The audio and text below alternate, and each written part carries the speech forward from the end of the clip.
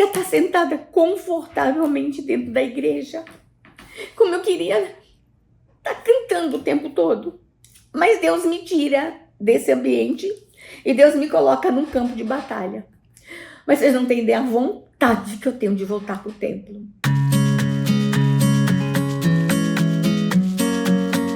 Gravando com a senadora Damares Alves para a revista Comunhão. Boa tarde, senadora. Senadora, a senhora como mulher tem feito um papel muito importante aqui no trabalho, no Senado, antes como ministra. Como a senhora vê, assim, para as mulheres, qual é o papel mais importante ou os mais importantes que a senhora acha que a mulher exerce no sentido de conseguirmos uma sociedade mais justa, mais equilibrada? A senhora acha que é como política, como mãe, como líder eclesiástica? Ou em que sentido a senhora acha que a mulher tem papel a desempenhar? Olha, é um prazer falar com a revista. No universo de 81 senadores, nós somos 15 senadoras, sendo 10 que foram eleitas e 5 que estão aqui como suplente. Uma suplente agora, inclusive, foi efetivada como titular, então nós somos 11 titulares. A suplente do senador, ex-senador, que hoje é ministro do Supremo Tribunal, o ministro Flávio Dino. Então nós ainda somos um número pequeno aqui no Senado Federal. A gente sonha de uma representatividade maior para mulheres, tanto no Senado como na Câmara. É desafiador estar no espaço de poder e de decisão no Brasil ainda. É desafiador porque a mulher brasileira, ela demorou muito em ocupar esses espaços. Agora a gente tem ocupado com mais facilidade e tem sido muito bom para o parlamento a participação da mulher. Com todo respeito aos homens, mas a gente tem uma macrovisão. Nós mulheres temos uma cosmovisão. A gente consegue ver tudo e a gente consegue ver os detalhes. Nós temos aí pesquisas que apontam, por exemplo, que cidades administradas por mulheres, a evasão escolar acaba. A mortalidade infantil despenca.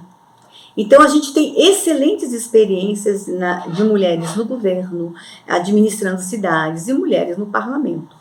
Então, para mim, tem sido desafiador ocupar esse espaço como mulher. Então, a gente tem feito aqui, eu encontrei um grupo de senadoras, mesmo senadoras da esquerda, um grupo de senadoras muito sensatas, e que a gente tem conseguido juntas fazer muita coisa. Nós pensamos diferente, estamos em partidos diferentes, tem temas que nos dividem, mas tem muitos temas que nos unem. Então, para mim, tem sido um desafio ser uma mulher cristã, conservadora, no espaço de poder. E uma senadora que não vem de grupos políticos, uma senadora que não foi eleita porque tinha grupos políticos no DF. Uma senadora que foi eleita porque tinha um trabalho, que é diferente. Eu tinha uma causa e os meus eleitores do DF elegeram essa causa. Então, tem sido desafiador, mas tem sido bem animador também. Poder aqui dentro, além de trabalhar como uma legisladora, também dar um testemunho de mulher cristã, de mulher que também consegue fazer o diálogo, consegue lidar com paz, inclusive com os adversários.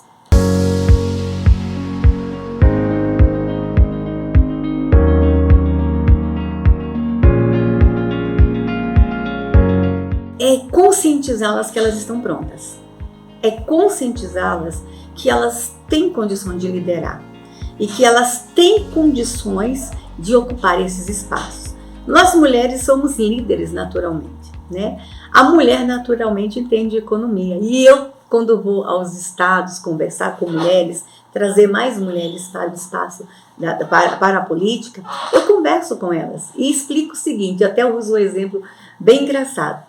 Dá R$50 para um homem na feira e dá R$50 para a mulher ir na feira.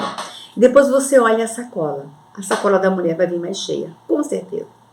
Nós temos já pesquisas, elas não foram divulgadas ainda, mas a gente está sabendo de pesquisas que estão sendo feitas, que cidades do mesmo tamanho, com o mesmo orçamento, quando é governada por mulher, se faz mais entregas. A gente entende economia. A gente entende de saúde, a gente entende de segurança pública. Então as mulheres precisam ter essa consciência que elas estão prontas para governar, elas estão prontas para legislar. Então eu tenho feito muito este papel. E tenho feito também o papel dos homens entenderem que eles precisam reconhecer novas lideranças. Até há bom pouco tempo atrás, quem eram as mulheres que ocupavam os espaços na política? Era a filha de, a esposa de, o irmão de, a irmã de, a ex-esposa de. A gente até teve um caso aqui no Senado, aqui no parlamento, não muito distante, poucos anos, que nós tínhamos um parlamentar que estava parlamentar, ele nessa casa e lá na outra casa, a ex e a atual esposa. Então, assim, por ser esposa de um político é que elas eram trazidas para o processo. Então, hoje a gente tem desafiado os partidos a identificarem novas lideranças. E tem sido um processo muito interessante. E as mulheres estão começando a ter interesse em ocupar esses espaços. E nosso desafio agora em 2024. Em 2024, a gente quer ter um número enorme de mulheres, especialmente mulheres conservadoras, ocupando as câmaras de vereadores e as prefeituras no Brasil inteiro. A senhora comentou que a senhora entrou por conta de uma missão. Que missão era essa e como foi essa entrada? A defesa da vida, né? Eu tenho uma história, uma trajetória na defesa da vida, na defesa de pautas de valores, na defesa da família. Eu tenho uma trajetória. Eu fiquei 22 anos nos bastidores, no Congresso Nacional, na militância em defesa da vida e da família. E eu fiquei muitos anos no anonimato. Mas as pessoas reconheciam o meu trabalho. E uma dessas pessoas em reconhecer o meu trabalho foi o ex-presidente da República, o presidente Jair Bolsonaro. Quando, na hora dele levar para uma pasta do governo dele, que tratava de valores, que tratava da defesa da vida, da proteção da criança, da proteção da mulher, ele lembrou daquela assessora que estava nos bastidores e me nomeia ministra, me convida para ser ministra. Quando eu sou convidada para ser ministra, eu passo a ser mais conhecida no Brasil. O meu segmento evangélico já me conhecia. Eu era uma das poucas pastoras que tinha coragem de fazer um enfrentamento muito claro com relação ao aborto, à ideologia de gênero, às nossas pautas. Então, meu segmento me conhecia. Quando eu sou elevada a ministra, eu fico mais conhecida por outros segmentos, pela sociedade como um todo. E o meu trabalho foi recebido com muito agrado por todos que acompanharam. E o resultado foi na urna. Eu deixo de ser ministra, me candidato a senadora, fazendo um compromisso com o meu eleitor que eu continuaria o trabalho que eu iniciei no Ministério. E o eleitor queria isso.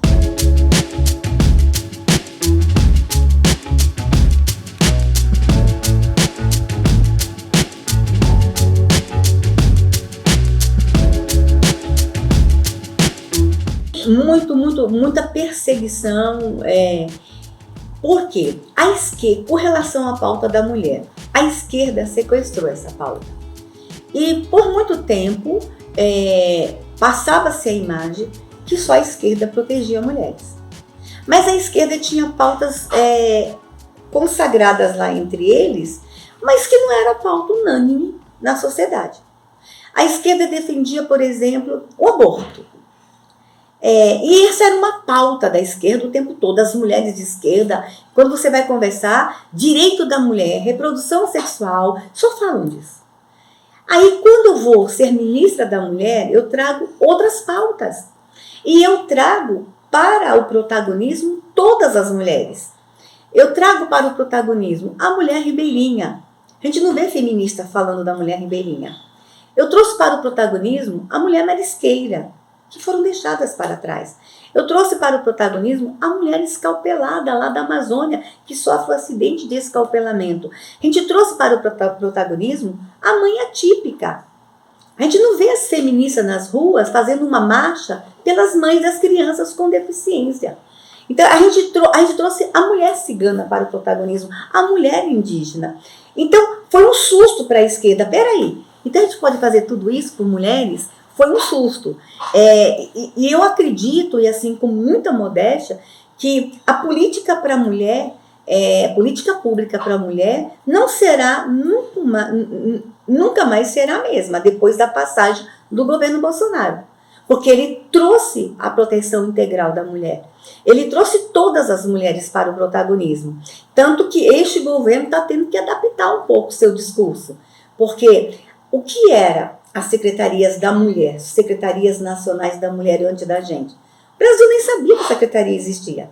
Era um grupo de militante que sabia da secretaria. Mas aquela mulher lá do interior do Amapá nem sabia que tinha uma secretaria nacional de mulheres. Quando a gente assumiu e que a gente trouxe todas as mulheres, você vai lá no interior do Amapá e você perguntava quem é a ministra da mulher. A pessoa, num lugar mais isolado, sabia que Damares era a ministra da mulher. Todas as mulheres se sentiram abraçadas no governo conservador. Então, esse atual governo, inclusive, está tendo dificuldade para dialogar com todas as mulheres. Mas perceberam que não dá mais para deixar para trás todas as mulheres. E aí, isso trouxe uma certa irritação para a esquerda. Porque a pauta do aborto, que era o carro-chefe da luta das mulheres no Brasil, ela foi deixada de lado. Tá? E aí a gente resolve não trabalhar com o tema aborto. Aborto é um tema do Congresso Nacional. Nós vamos trabalhar com o cuidado de mulheres. E aí a gente causou um certo desconforto e as perseguições vieram. E agora no Senado, a pauta é do Senado, agora eu assumo a pauta aborto. Assumo dizendo não o tempo todo, me levantando contra e faço do meu mandato aqui a casa dos pró-vida. Aqui nesse gabinete, de mais alguns aqui senadores, é a casa dos pró-vida na defesa da vida desde a concepção. Então, eu sofri muita perseguição por chegarem a dizer que eu era radical, uma cristã radical, que eu queria mulher submissa. Quando eu falava que eu precisava do homem junto com a mulher, porque a gente se completa. Os movimentos anteriores destilavam muito ódio ao homem. E a gente trabalhava esse reencontro, essa reconciliação. Por que tanto ódio aos homens? Eu me lembro que quando eu assumi como ministra, tinha alguns conservadores que diziam: para que um Ministério da Mulher? Não precisa. Aí a gente, com muito diálogo, a gente falou: a gente precisa sim, especialmente para trazer vocês mais para perto. Então, eu causei alguns problemas para a esquerda, o movimento feminista não gosta de mim, ainda me acha muito radical, que eu quero a mulher submissa, mas não, eu quero mulheres protegidas. E quem tem que proteger mulheres são homens. Então, a gente só vai vencer a violência contra a mulher a gente trazendo o homem para esse papel de proteção também. Essa perseguição em algum momento atrapalhou o seu trabalho? Impediu que a senhora realizasse alguma coisa? Atrapalhou porque a gente às vezes era tirado do foco. Por exemplo, a esquerda, especialmente a bancada de parlamentares da esquerda, apresentava praticamente todo dia um requerimento de informação para o Ministério. E às vezes tinha requerimento de informação com 60 perguntas. E para você responder para o parlamento, você tem que ter muito cuidado. E você tem um prazo para responder. Então, por muitas vezes, a gente tinha que parar tudo que a gente estava fazendo para responder requerimentos de informações. Era uma forma que eles tinham de nos engessar. E às vezes a gente percebia que eram as mesmas perguntas feitas, por exemplo, por 12 parlamentares de esquerda.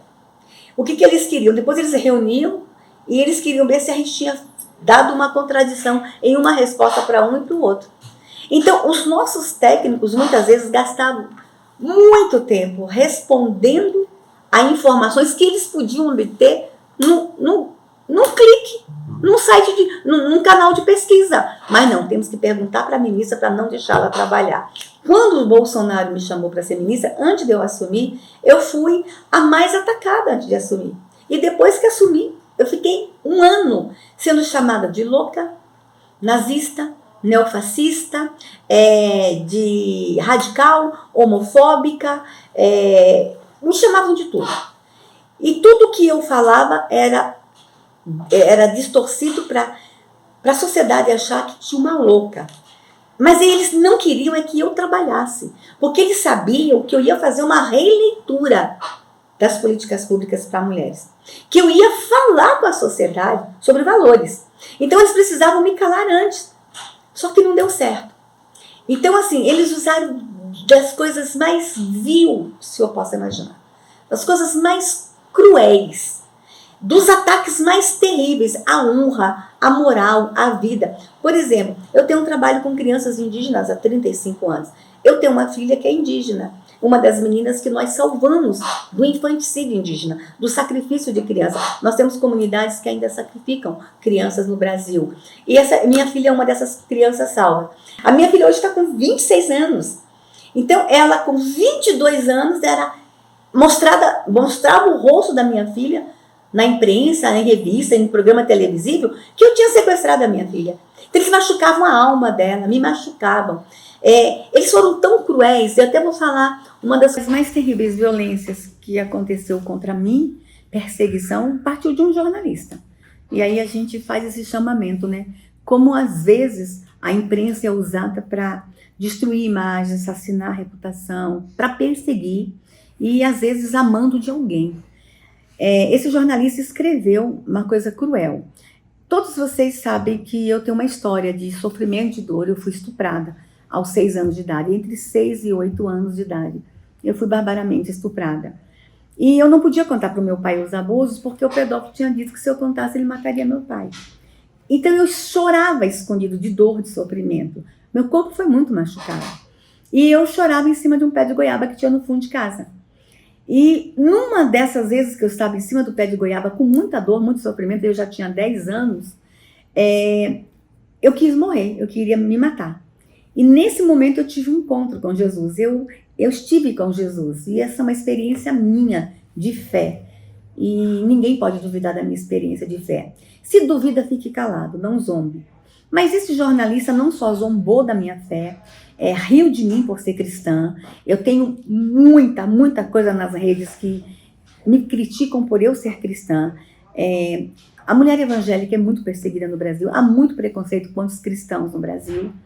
Bom, mas ele não riu só da minha fé, do meu Senhor Jesus, ele riu também do estupro, ele riu do sofrimento de uma menininha. Ele escreveu o seguinte, novembro de 2019, ele escreveu o seguinte, que eu era tão louca, e eu era louca porque eu não tive a oportunidade, porque eu perdi a oportunidade de transar com Jesus no pé de goiaba.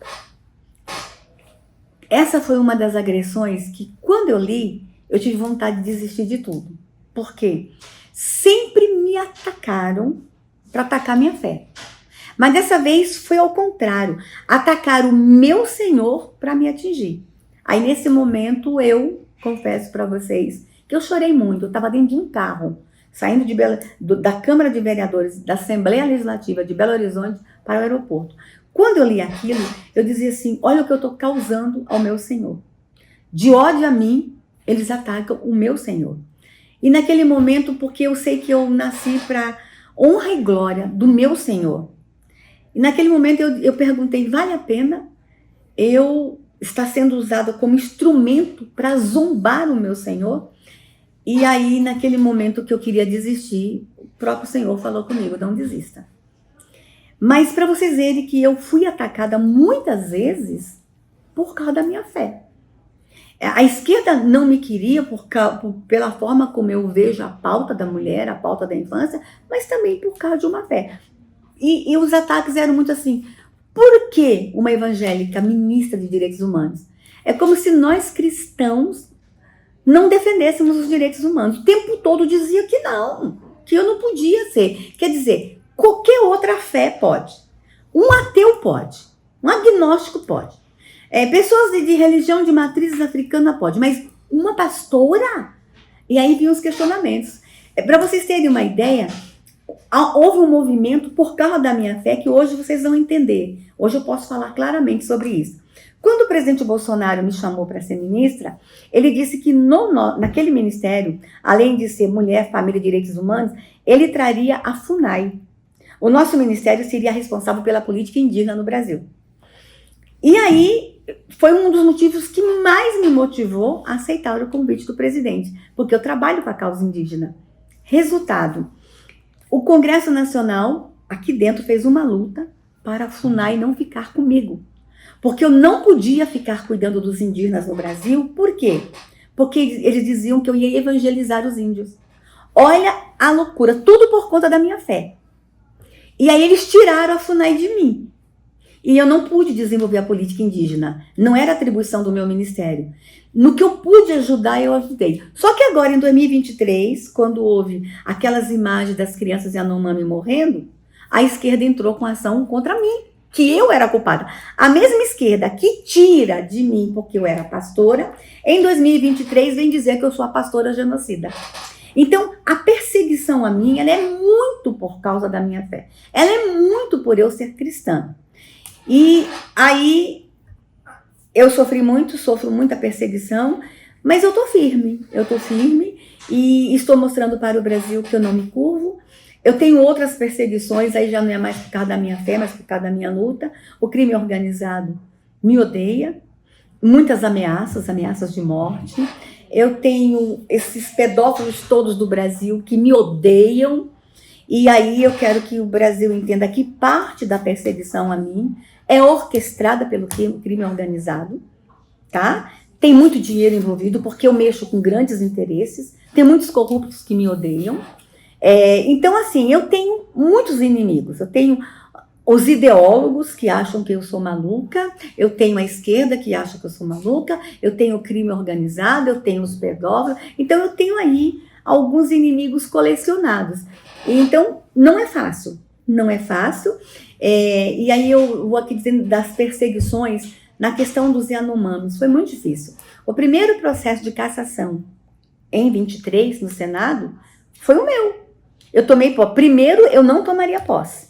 Fizeram tudo para eu não tomar posse porque eu era uma genocida. Venderam para o mundo a minha imagem como genocida para fortalecerem uma luta para Damares não tomar posse. E até 5 minutos antes da minha posse, a gente tinha dúvida se eu ia conseguir, porque falavam em prisão. Gente deste governo, lá em Roraima, eles falavam na língua, mas a gente tinha intérprete. Eu tenho amigos em áreas indígenas. Os nossos amigos em áreas indígenas escutavam na língua que eles estavam falando que era para prender a senadora Damares. Então havia todo um complô para eu ser presa em janeiro, para eu não tomar posse. Como vão dar posse a uma genocida? Gente, o genocídio é um dos crimes mais bárbaros. A pena mínima é 70 anos. Quem é o genocida da humanidade? É Hitler. Tá? Nós tivemos outros genocidas no mundo. Eu estaria ali na galeria de... Vocês conseguem entender? Aí eu tomei posse dia 1º de fevereiro. Dia 2, 8 da manhã... Chegou aqui pelo PSOL, no Senado, o primeiro processo de cassação. Quem foi? Damares. Então, assim, não teve outro processo de cassação esse ano, foi o meu. Então, deixa eu dizer para vocês, é muita perseguição, mas eu continuo aqui firme. É fácil? Não é. Sabe, no dia que eu tomei posse, dia 1º, até muitos amigos, às vezes, não querem estar do lado. Então, quando eu entrei naquele plenário, eu entrei como assassina. Os olhares eram terríveis. As pessoas não queriam se aproximar na hora da posse para tirar uma foto como assassina. É difícil. Eu tive 2023 o ano inteiro para fazer uma reconstrução de imagem. Mas logo imediato foi formada uma comissão Yanomami de senadores que foram a Roraima. O relatório dessa comissão, pelo contrário, me elogia, porque não era a minha atribuição e eu fiz muita coisa que eu podia fazer. Depois teve também o processo de cassação, não foi nem admitido, demorou 3 anos de tramitação, não foi admitido e aconteceu um fato interessante. O Conselho de Ética que me julgou, hoje eu sou membro do Conselho de Ética. Depois vieram outras investigações, mas não foi fácil, e não foi fácil para mim, que defendo criança indígena, ver a minha foto ao lado daquelas crianças doentes e morrendo. Aquilo foi uma das coisas mais cruéis que fizeram comigo. Aí tem hora que alcança o corpo, alcança a saúde. Em fevereiro eu tive uma paralisia facial, que foi provocada muito por causa das tensões emocionais. Eles sabiam que a coisa que mais ia me machucar é dizer que eu mato criança indígena, sendo essa a causa da minha vida. salvar crianças indígenas. Então, assim, são cruéis, mas eu tô aqui firme. E ao longo do ano, quieta, calada. Tem também a questão do terrorismo, do golpista, tentaram me atrelar aos atos de 8 de janeiro, mas não tem nenhuma prova, nenhum indício de que eu participei daquilo. Mas eu tô aqui firme. E mesmo diante de tantas lutas, eu consigo terminar o ano de 2023 com uma excelente produção legislativa. E a gente continua. De onde vem a força que a senhora... Deus, ele é supremo, ele é fonte inesgotável de força. É ele, por ele e para ele. Não tem outro lugar para buscar força. É na cruz. Eu vou à cruz todos os dias. É lá que eu busco força. E ele é suficientemente poderoso para me manter em pé.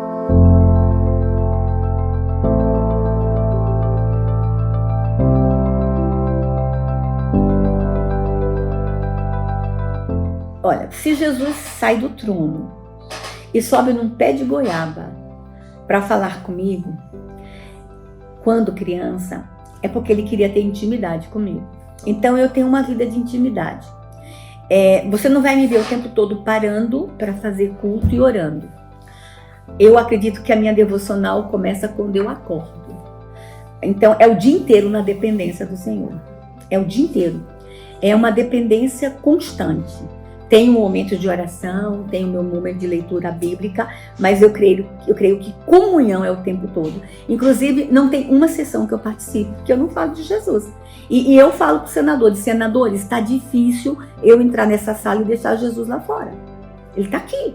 Ele faz parte da minha linguagem, ele faz parte da minha expressão corporal, ele faz parte do meu jeito. Eu não entro em nenhum lugar que eu não fale, Deus te abençoe. Então eu tenho essa intimidade e eu reconheço que ele quer ser cada vez mais íntimo. Ele quer o tempo todo estar comigo. Eu tenho uma luta na busca pela santidade também. Não é fácil. Deixa eu contar um segredo do coração. Não é fácil a luta pela santidade. Muitos pastores me chamam para pregar. Nos últimos 2 anos, eu não tenho aceitado muito convite para pregar. Por quê? Subir no altar para falar com o povo, você tem que estar numa dependência muito grande. Então, na semana que o pastor me chama para pregar, eu briguei com os pedófilos. Eu xinguei os pedófilos. Aí eu não me sinto à altura de subir no altar. Eu vou em muita igreja, o pastor fica incomodado, que quer que eu sente lá em cima. Eu, pastor, eu quero ficar aqui embaixo, porque eu reconheço os meus pecados. Não é fácil ser santa diante de tanta besteira que Lula fala. A gente tem um coração de indignação também.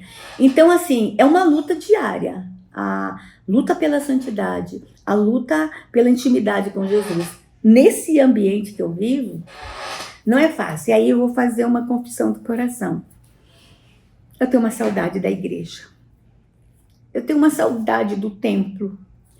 E quando eu vejo os cristãos brigando por coisas tão pequenas dentro da igreja, como eu queria que a minha briga fosse com o líder de louvor porque não cantou o hino que eu queria. Como eu queria hoje que a minha batalha fosse contra um pastor que eu não gosto.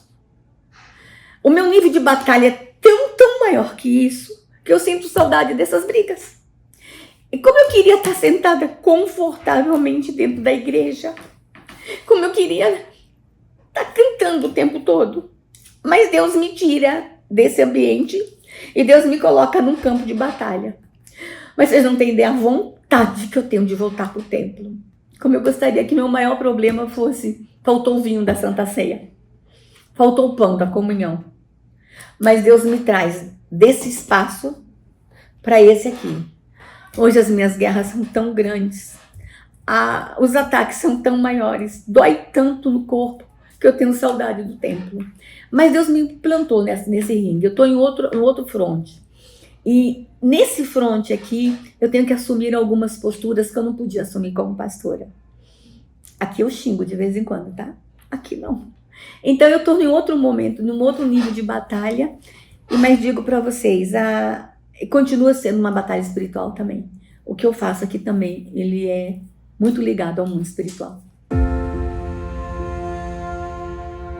Eu tenho uma perseguição dentro da igreja porque alguns líderes religiosos se sentem muito representando o povo. A igreja evangélica, ela não tem papa. Ela não tem uma pessoa só que representa a igreja. Então tem alguns líderes que dizem que eu não sou submissa a eles. Mas não sou. Não sou porque quando eu tive que ir para a batalha, eu fui sozinha. Eu fui forjada para essas guerras.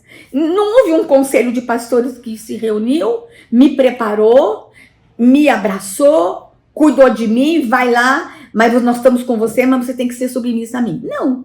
Eu sou como se fosse um projeto autônomo, um projeto de Deus. Então, como eu não tenho esse grupo de grandes líderes que acham que eu tenho que ser submissa, e quanto mais sendo mulher, e a igreja ainda tem essa questão da hierarquia, então eu sou independente. E por ser independente, se precisar, eu os critico. Se precisar, eu não vou ao encontro deles. Eu não sento com eles. Eu os questiono às vezes. Então, como eu sou assim, essa pastora que não tinha esse domínio, eu estou ligada a uma igreja em que o presidente me ama, que é a Igreja Lagoinha, me respeita e me deu autonomia. É a ele que eu devo satisfação. Mas existem outros líderes que gostariam muito de que eu estivesse ligada às vontades deles. Não, eu não tenho tempo para briga, entendeu? Enquanto eles estão brigando, eu estou salvando criança. Então, eu tive problemas com algumas lideranças evangélicas, sim. Eles dizem que eu sou insubmissa, mas não sou. Eu tenho pressa. Essa é a diferença.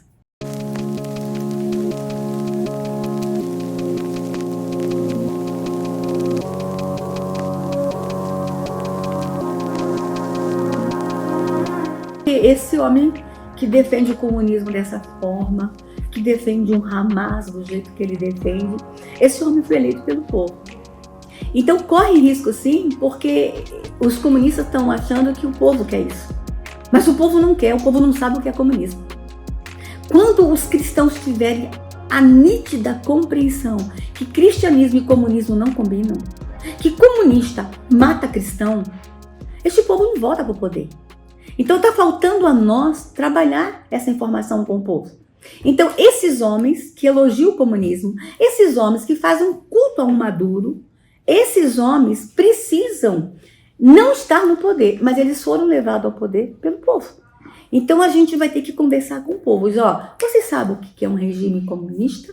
Começar a conversar com o povo. Então, assim, não combina. E todo cristão tem que entender isso. Cristianismo e comunismo não combinam. Qual a parte a senhora acha que o povo cristão, o povo crente tem que tomar aí na condução do país, seja em oração? O povo tem que entender que qualquer um que está no poder não vai, eu sigo a minha vida. Tem gente que se omite do processo. Se a gente olhar o número de pessoas que não foram votar na eleição de 2022 é muito grande, pessoas que se omitiram. Então eu preciso dizer para essas pessoas o seguinte: não cabe mais omissão, não cabe. Se você não gosta de política, você vai ser governado por quem gosta, tá? E nem sempre quem gosta de política faz o certo. Então, assim, eu acho que a partir de agora a gente tem que conversar com o nosso povo. Não se cabe mais omissão na hora de decidir e na hora de escolher os nossos representantes. Por quê? A nossa fé pode estar correndo risco, sim. A nossa liberdade de expressar a fé. Tem gente que fala assim, o Brasil tem liberdade religiosa, os templos funcionam. Mas eu não quero ter liberdade de fé só dentro do templo. Eu quero continuar expressando a minha fé em qualquer espaço que eu ocupo. Hoje, você tem que ter o politicamente correto. Qual é o pastor que tem coragem de falar de todos os pecados hoje? Nós estamos vendo muitos pastores não falar de pecado hoje. Por quê? Porque não é politicamente correto falar de pecado. Jesus não nos chamou para sermos politicamente corretos. Ele nos chamou para falar a verdade. E eu quero ter a liberdade de falar a verdade em qualquer lugar. Aí fica assim, os crentes ficam lá no templo adorando e a gente não incomoda. Tudo bem. Mas eu quero ter a liberdade aqui fora de falar de Jesus. Então, as pessoas não estão entendendo que eles estão nos calando, inclusive, por força de lei, com medidas legislativas.